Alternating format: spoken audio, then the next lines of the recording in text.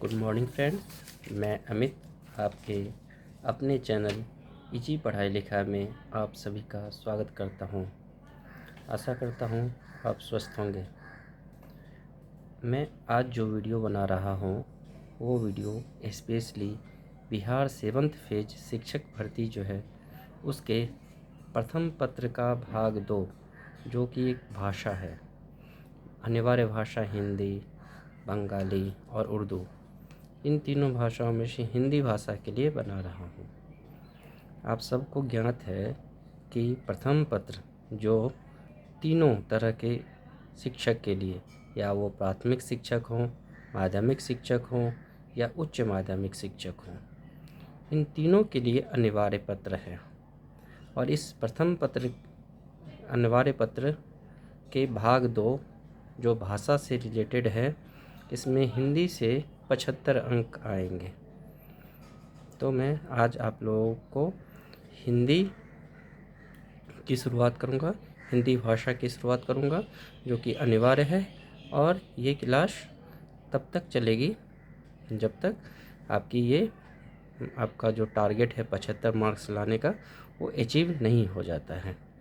ठीक है, तो ना मैं आप लोगों को ज़्यादा समय न लेते हुए शुरुआत करता हूं और आप लोगों से आग्रह करता हूं कि आप मुझे सपोर्ट कीजिए, इस चैनल को लाइक कीजिए, सब्सक्राइब कीजिए और अपने दोस्तों को शेयर कीजिए। धन्यवाद। देखिए, तो हम हिंदी के बारे में आते हैं। पहले हिंदी को समझते हैं, हिंदी होता क्या है, हिंदी है क्या, हिंदी हमारी राष्ट्रभाषा कैसे बनी। ठीक है, कुछ इसके इतिहास के बारे में समझने का प्रयास करते हैं।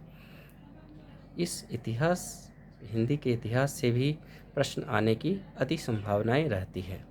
तो समझिए, हम हिंदी जो है वो हमारी राष्ट्रीय भाषा है और इसे राष्ट्रभाषा के तौर पर 14 सितंबर 1949 ईस्वी को स्वीकार किया गया था। यहाँ तक पहुँचने में हिंदी को बहुत ही अधिक मेहनत करनी पड़ी। तो अब हिंदी है क्या? हम जानते हैं कि चूँकि 14 सितंबर 1949 को राजभाषा के रूप में इसे स्वीकार किया गया, इसीलिए हिंदी दिवस हम हमेशा 14 सितंबर को ही मनाते हैं। ठीक है, तो ये याद रखने वाली बात हो गई कि हिंदी दिवस हम कब मनाते हैं। हिंदी दिवस हमेशा हम 14 सितंबर को ही मनाते हैं। अब भारतीय संविधान में राजभाषा के रूप में इसका कहाँ वर्णन है, किस अनुच्छेद में वर्णन है? तो इसका जवाब हम ये दे सकते हैं कि संविधान में राजभाषा के रूप में जो राजभाषा की चर्चा की गई है वो अनुच्छेद 343 से लेकर के अनुच्छेद 351 तक वर्णन किया गया है, जिसमें कि अनुच्छेद 343 का भाग 1 ये कहता है कि संघ की जो भाषा होगी वो हिंदी होगी। यहाँ पे संघ का तात्पर्य है भारत से। भारत की जो राजभाषा है वो क्या होगी? हिंदी होगी और उसकी जो लिपि होगी वो देवनागरी होगी। हिंदी की जो अभी आप देख रहे हैं स्क्रीन पे जो लिखी हुई भाषा है वो हिंदी है और इसकी जो लिपि है वो देवनागरी लिपि है। देवनागरी लिपि में हम क्या करते हैं? लिखते हैं बाएं से दाएं की तरफ लिखते हैं। और इंग्लिश जो लिखते हैं वो रोमन स्क्रिप्ट में लिखते हैं, रोमन लिपि में लिखा जाता है। देखिए, अनुच्छेद 351 क्या कहता है? अनुच्छेद 351 हिंदी भाषा के प्रचार प्रसार के लिए वर्णन करता है। प्रचार प्रसार कैसे किया जाए उसके बारे में वर्णन करता है। देखिए, क्या है कि जब हमारा देश भारत आज़ाद हुआ था तो लॉर्ड मेकाले थे। लॉर्ड मेकाले ने राज्य भाषा के तौर पे इंग्लिश को मान्यता दी थी, अंग्रेजी को मान्यता दी थी और ये चला आ रहा था। लेकिन जब हमारा देश भारत आज़ाद हुआ तो उस समय ऐसा प्रावधान किया गया कि इंग्लिश ही राष्ट्रभाषा बने या राजभाषा बने।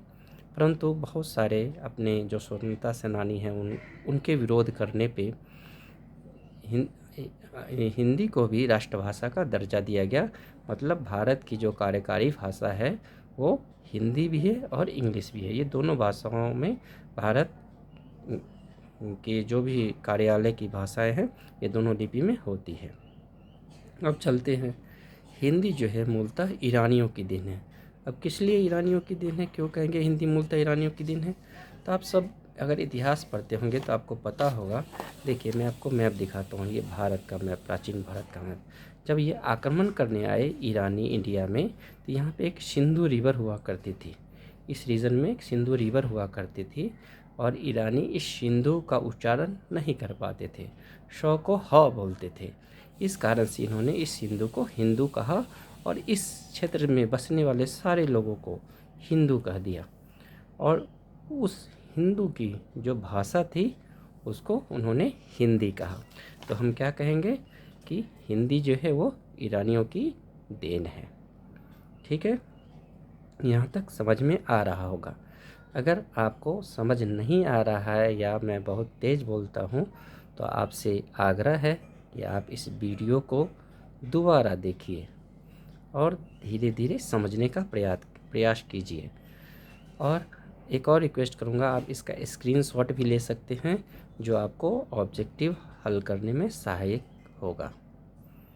देखिए मध्यकाल में अरबी तथा फारसी साहित्य में क्या होता था, मध्यकाल में जो अरबी लोग आते थे, अरबी और फारसी, उस समय मध्यकाल में अरबी और फारसी का बहुत ज़्यादा प्रचलन बढ़ा हुआ था। तो जो भी आक्रांताएँ भारत आते थे और भारत में जो भी भाषाएं बोली जाती थी, उस समय मुख्यतः जो भाषाएं बोली जाती थी वो संस्कृत थी, पाली थी, प्राकृत थी या अपभ्रंश भाषाएँ थी। इन सारे भाषाओं को वो जो अरबी या फारसी जो साहित्य लिखते थे, साहित्य लेखक थे, वो क्या वो बोलते थे, इस सारी भाषाओं को जवान ए हिंदी शब्द का प्रयोग करते थे इन सारी भाषाओं के लिए। देखिए भाषा के रूप में प्रथम प्रयोग हिंदी हिंदी के तौर पे भाषा के रूप में प्रथम प्रयोग किसने किया था, तो अमीर खुसरो के द्वारा किया गया था। अमीर खुसरो ने एक रचना की थी, उस रचना का नाम है फारसी हिंद कोश। फारसी हिंद कोश में उन्होंने हिंदी को एक भाषा के रूप में स्थान दिया था। लेकिन भाषा के लिए हिंदी शब्द का प्रयोग, कि इसका ये मतलब है कि हिंदी भी कोई भाषा है, इस शब्द का प्रयोग सर्वप्रथम किसने किया था, शरफुद्दीन के जफ़रनामा में। शरफुद्दीन ने अपने जफ़रनामा, उनकी जो पुस्तक है जफ़रनामा, उनमें इस शब्द का प्रयोग किया था। अब समझते हैं कि हिंदी का विकास कैसे हुआ है, थोड़ा सा विकास पे चर्चा करते हैं। देखिए आप सभी को पता होगा कि जो आर्यों की भाषा थी संस्कृत थी। इतिहास आप लोग थोड़ा बहुत जानते होंगे, या नहीं तो मैं बाद में इतिहास से भी क्लास लूँगा। देखिए तो आर्यों की जो भाषा थी वो संस्कृत थी, और संस्कृत दो तरह की होती थी, एक वैदिक होती थी और एक लौकिक होती थी। वैदिक जो होती थी थोड़ी कठिन होती थी, और लौकिक जो भाषा संस्कृत होती थी वो सामान्य लोगों की बोलचाल की भाषा होती थी। धीरे धीरे ये क्या होने लगा, जब अशोक का काल आया तो अशोक के काल में जो जो है लौकिक भाषा जो संस्कृत की ही से ही उत्पत्ति हुई थी वो धीरे धीरे अपभ्रंश होकर के पाली में बदल गई। ठीक है, और अशोक की जो राजभाषा थी वो पाली थी। ये पाली धीरे धीरे अपभ्रंश होते होते प्राकृत में बदल गई, और प्रकृति अपभ्रंश होते होते किस में बदल गई, अपभ्रंश में बदल गई। यहाँ पे ध्यान देने वाली बात है कि ये जो अपभ्रंश है और पुरानी हिंदी है, इन दोनों के बीच का काल हिंदी के लिए संक्रमण काल कहलाता है। ठीक है, अपभ्रंश का ही टूटा फूटा रूप जो है वो अबहट्ट कहलाया, जो विद्यापति के समय में बहुत ही ज़्यादा फेमस हो चुका था, बहुत ही ज़्यादा प्रचलन में आ चुका था। अबहट्ट भाषा में ही विद्यापति ने अपनी दो महत्वपूर्ण रचनाएं कीर्तिलता और कीर्ति पताका लिखा था। उसके बाद पुरानी हिंदी का विकास होता है और फिर हिंदी का विकास होता है। ठीक है, आगे चलते हैं। चंद्रधर शर्मा गुलेरी ने राजा मूंज को पुरानी हिंदी का प्रथम कवि माना है। ये चंद्रधर शर्मा गुलेरी जो है आधुनिक युग के हैं, उन्होंने राजा मूंज को क्या माना, पुरानी हिंदी का प्रथम कवि माना है। अब हिंदी के विकास के विभिन्न चरणों को देख लेते हैं, जो कि 6 चरणों से गुजर के आया है। प्रथम चरण जो होती है वो देखिए, खड़ी बोली हिंदी का विकास। प्रथम चरण को हम बोलते हैं भारतेंदु पूर्व युग। भारतेंदु का नाम सुना होगा। भारतेंदु को क्या कहा जाता है, भारतेंदु को ही वास्तविक आधुनिक भारत का साहित्यकार कहा जाता है। तो देखिए, भारतेंदु से पूर्व युग में क्या होते थे, कौन कौन से महत्वपूर्ण हिंदी के समर्थक थे? तो अमीर खुसरो, बंदा नवाज और गेसुराज। ये इनकी रचनाओं से पता चलता है कि उस समय हिंदी बोली जाती थी, हिंदी लिखी जाती थी। लेकिन वास्तविक रूप से जो हिंदी का विकास होता है, वो वास्तविक रूप से हिंदी का विकास का प्रारंभ होता है 1000 ईस्वी के समय में, जब अवहट की भाषा आती थी, उस समय के लगभग की बात है। जब मॉडर्न युग की बात करते हैं, 1800 ईस्वी की बात करते हैं, तो उस समय में सबसे ज़्यादा योगदान रहा फोर्ट विलियम कॉलेज का। फोर्ट विलियम कॉलेज जो कि कलकत्ता में है, उसने भारतीय भाषाओं के विकास में बहुत बड़ा योगदान दिया और हिंदी के विकास में भी उसका योगदान अविस्मरणीय है, जिनमें जॉन गिलक्राइस्ट का नाम महत्वपूर्ण आता है। अब हम विभिन्न युगों को आगे बढ़ाते हुए चलते हैं दूसरे युग में, जिसे हम भारतेंदु युग कहते हैं।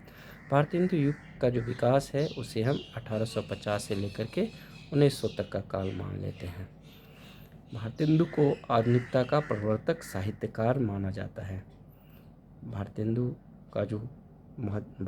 की जो महत्वपूर्ण रचनाएं हैं, उन रचनाओं में महत्वपूर्ण है हरिश्चंद्र की मैगजीन, हरिश्चंद्र चंद्रिका तथा बाला बोधनी। ये तीनों रचनाएं हिंदी के विकास में बहुत ही महत्वपूर्ण योगदान देती है। अब थर्ड में चलते हैं, तीसरे में चलते हैं, जो द्विवेदी युग के नाम से जाना जाता है। इनका जो कालखंड है द्विवेदी युग का, वो 1900 लेकर के 1920 ईस्वी तक का माना जाता है। 1903 ईस्वी में द्विवेदी जी को सरस्वती पत्रिका का संपादक बनाया गया था। ठीक है, और संपादक बनने के साथ ही उन्होंने हिंदी में बहुत ही ज़्यादा विकास किया। ये पत्रिका ने बहुत ही ज़्यादा विकास किया, इसीलिए इस सरस्वती पत्रिका को 20वीं सदी के आरंभिक चरण का विश्वकोश भी कहा जाता है। अब चलते हैं छायावादी युग में। छायावादी युग का जो विकास होता है, वो 1918 से 1936 ईस्वी में ही हो जाता है। छायावाद का मुख्य आप समझेंगे जब इनकी रचनाएं पढ़ेंगे छायावादी का, तो उस समय भारत जो था गुलाम था, आप सभी को पता है। तो ये इस समय के जो कवि हुआ करते थे या लेखक हुआ करते थे, अपने आप को हाइड करके लिखते थे, अपने आप को छिप करके लिखते थे। छिप करके कहने का ये मतलब नहीं है कि कहीं पे छुप गया और लिखे। उनकी जो रचनाएं होती थी, वो ऐसे द्विअर्थी हुआ करती थी, इसीलिए इस युग को छायावादी युग कहा जाता है। इनके प्रमुख जो रचनाकार थे, वो प्रसाद, निराला, पंत, दिनकर, माखनलाल चतुर्वेदी इत्यादि थे। अब पाँचवें चरण की बात हम करते हैं। पाँचवें चरण में आता है प्रगतिवाद युग या मार्क्सवाद युग। प्रगतिवाद युग में प्रगतिवाद युग, इस युग या मार्क्सवादी युग इसलिए कहा जाता है कि राजनीति के अर्थ में मार्क्सवाद, जो कि समाजवाद पे जोर दिया करते थे, मार्क्सवाद के सिद्धांत पे जोर दिया करते थे, इनका जो काल माना जाता है वो 1936 से लेकर के 1942 ईस्वी तक का काल माना जाता है। इस समय जो प्रमुख रचनाकार थे वो पंत थे, निराला, नागार्जुन, केदारनाथ अग्रवाल इत्यादि थे। और लास्ट में जो मॉडर्न आ गया, मॉडर्नवादी या आधुनिकतावादी हिंदी के विकास के चरण में जो हम पहुँचते हैं, उसे हम प्रयोगवाद युग कहते हैं। इसके प्रमुख आगे को माना जाता है और सततः अभी हिंदी का विकास जारी ही है। देखिए, कुछ महत्वपूर्ण बातें हिंदी के बारे में जानते हैं कि मोहम्मद गोरी से लेकर के अकबर तक हिंदी जो थी वो राजभाषा के रूप में कार्य करती थी। लेकिन अकबर के ही एक मंत्री थे टोडरमल ने क्या करवा दिया, हिंदी को राजभाषा से हटा करके फारसी को राजभाषा घोषित किया गया और उसके बाद से लगभग फारसी राजभाषा के रूप में इस्तेमाल की जाने लगी। ब्रिटिश काल से पहले तक, जब ब्रिटिश काल का दौर आया तो उस समय में लॉर्ड मेकाले का शिक्षा में सुधार, आप पढ़े होंगे, नहीं पढ़े हैं तो मैं आपको आगे बताऊंगा कि द्वारा किया गया, अंग्रेजी को राजभाषा के रूप में माना गया। लेकिन जब भारत आज़ाद होता है तो उस समय राजभाषा आयोग की स्थापना की जाती है और राजभाषा आयोग के प्रथम अध्यक्ष कौन बनते हैं, बाल गंगाधर खरे बनते हैं। आज बस इतना ही। आप अनुरोध है कि आपको ये वीडियो पसंद आया होगा। अगला वीडियो लेके मैं जल्दी ही आपके समक्ष उपस्थित होऊंगा। तब तक मन लगा करके शिक्षक भर्ती की तैयारी कीजिए और किसी भी अफवाह से दूर रहिए। बस अपनी योग्यता पे भरोसा रखिए और पढ़ाई जारी रखिए। एक और अनुरोध है, आप मुझे सपोर्ट कर सकते हैं बस इस चैनल को सब्सक्राइब करके, वीडियो को लाइक करके और शेयर करके। तब तक अपने दोस्त अमित को विदा दीजिए। धन्यवाद।